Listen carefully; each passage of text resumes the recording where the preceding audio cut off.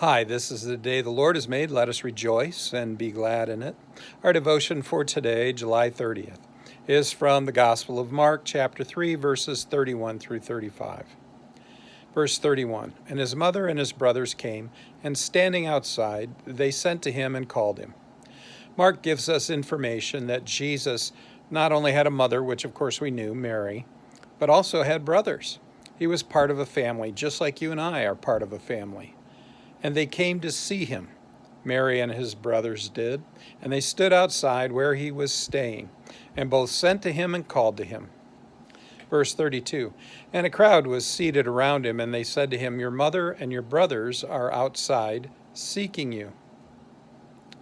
Well, Jesus has this crowd all seated around him where he's at, and they say to Jesus, your mother and your brothers are outside seeking you. Family dynamics sure are an interesting thing. We usually grow up in certain roles within our family. Sometimes we don't even realize it. But one child might be the obedient child, another the rebellious child. One might have a positive attitude, another a negative attitude. One might be willing to try anything. One possibly won't try anything at all. One might be favored by a parent. Another might feel as if they were never treated as well or were as loved as another of the siblings. Have you noticed something like this in your own family growing up? Which one are you? For what reason Mary and her other sons, the brothers of Jesus, did not enter into the house where Jesus was staying, but rather stayed outside and then sent word to him and called out to him, we don't know. But they wouldn't go in.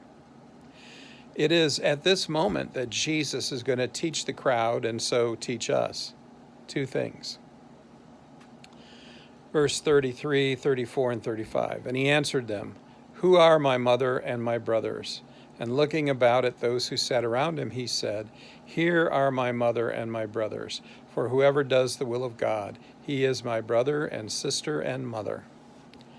In terms of faith, first of all, family is not decided by whom you were born to or who it was that raised you, but rather family becomes those who believe as you do, those who believe in the Lord, those who do his will. Secondly, that one must love Jesus more than all those he was born to and raised with. With this understanding, then, the family of a Christian is other Christians. Other believers become our brothers and our sisters. Additionally, obedience to the family means obeying the Lord and his call over and against one's mother's call or father or sister or brother, and especially over oneself. One might say, well, family is connected by blood, but here the priority blood is Jesus. If you've been resisting God's call to you, and if you've been placing what you believe is the will and the needs of your family above the will and the needs of the Lord, I'm going to ask you to stop doing that right now and realign your priorities. Nothing, hear me again, nothing can be more important than following the will and the call of the Lord. This may be a hard thing to hear and accept, but one must do it. Go in peace. Serve the Lord.